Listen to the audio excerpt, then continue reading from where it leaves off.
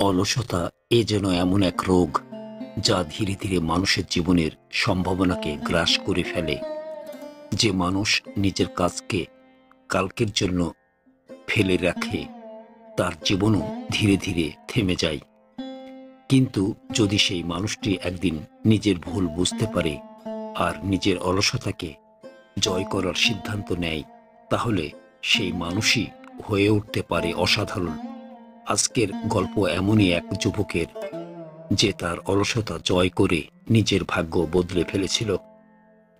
একটি নিস্তব্ধ গ্রামে রনি নামে এক তরুণ থাকত।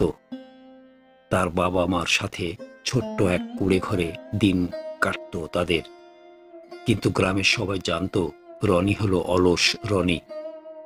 তার কাজ ছিল বাবার সাথে ধানের খেতে কাজ করা আর পাখি তাড়ানো। অন্যরা সারাদিন লাঠি হাতে পাখি তাড়াতো, আর রনি, সে চিন্তা করল, এত কষ্ট করব কেন?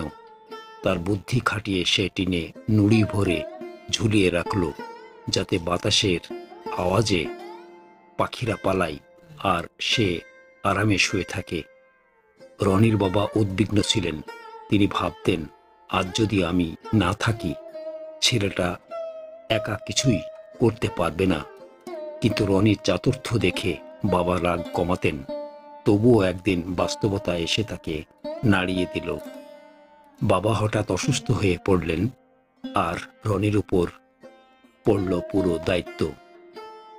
গরমের তাপে ধান শুকিয়ে যাচ্ছিল, পানি নেই, ফসল নষ্ট হতে শুরু করলো। অলস রনি এবার বুঝল, তার এক মুহূর্তের অবহেলা গোটা পরিবারকে বিপদে ফেলেছে। রাতভর আকাশের দিকে তাকিয়ে রনি ভাবল, আমি তো গ্রাম্য ছেলে, ক্ষেতের কাজ আমারই করা উচিত ছিল, কিন্তু আমার অলসতা সব শেষ করে দিল। পরের সকালে খবর এলো, রাজা এক প্রতিযোগিতার ঘোষণা দিয়েছেন। রাজকুমারের জন্মদিন উপলক্ষে বিজয়ী পাবেন এক বাক্স সোনা। রনির মনে আগুন জ্বলে উঠল, আমি এই প্রতিযোগিতায় অংশ নেব। গ্রামের সবাই হাসল, রনি জিতবে? ও তো হারতেও আলসেমি করে। তবু বাবা মা তাকে অনুমতি দিলেন, মনে আশা হয়তো এই সুযোগই তার জীবনের মোড় ঘুরিয়ে দেবে। 3 দিন পর প্রতিযোগিতা শুরু হলো। সবাই মাঠে হাজির, সবল যুবক, অভিজ্ঞ প্রতিযোগী। রনি একটু ভয় পেলেও মনে মনে বলল, এবার আমাকে প্রমাণ করতেই হবে। প্রথম রাউন্ড, একটি হ্রদ পার হতে হবে, যেভাবে পারা যায়। সব প্রতিযোগী লাফিয়ে পড়ল পানিতে, কেউ সাঁতরাচ্ছে, কেউ ডুবছে। রনি দাঁড়িয়ে ভাবল, কষ্ট না করে উপায় খুঁজতে হবে। সে কাছের বনে গিয়ে একটি কাঠের টুকরো কেটে ছোট্ট এক নৌকা বানালো। লাঠিকে বেলচা বানিয়ে ধীরে ধীরে হ্রদ পার হতে লাগলো। অন্যরা ক্লান্ত হয়ে পড়ল, আর রনি শান্তভাবে তীরে পৌঁছে গেল। তৃতীয় স্থানে সে পরের রাউন্ডে উত্তীর্ণ। এবার চূড়ান্ত রাউন্ড, 1 কিলোমিটার দূরত্বে একটি কাঠের ব্লক ঠেলে নিয়ে যেতে হবে। সবাই রশি, লিভার, যন্ত্রপাতি নিয়ে ব্যস্ত। রনি চিন্তা করতে লাগলো, তারপর হাসল। সে বেছে নিল একটি ছুরি। সবাই অবাক, ছুরি দিয়ে ঠেলা যাবে? রনি ছুরি দিয়ে কাঠের কোনাগুলি কেটে সেটিকে গোল করে ফেলল। এখন সেটি গড়িয়ে চলতে লাগলো। রনিও দ্রুত ছুটল পেছনে। শেষমেশ সে সবার আগে ফিনিশ লাইনে পৌঁছে গেল।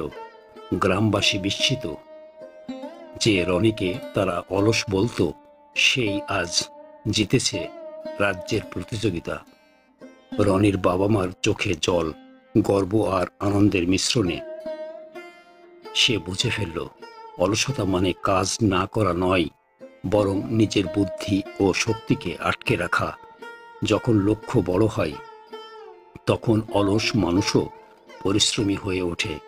তাই যদি আপনি কখনো অলসতা অনুভব করেন, একটি বড় লক্ষ্য বেছে নিন। নিজের পরিবার ও স্বপ্নের কথা ভাবুন, আর প্রতিদিন একটু একটু করে এগিয়ে যান। কারণ অলসতা হার মানে কেবল তখনই যখন আপনি কাজ শুরু করবেন।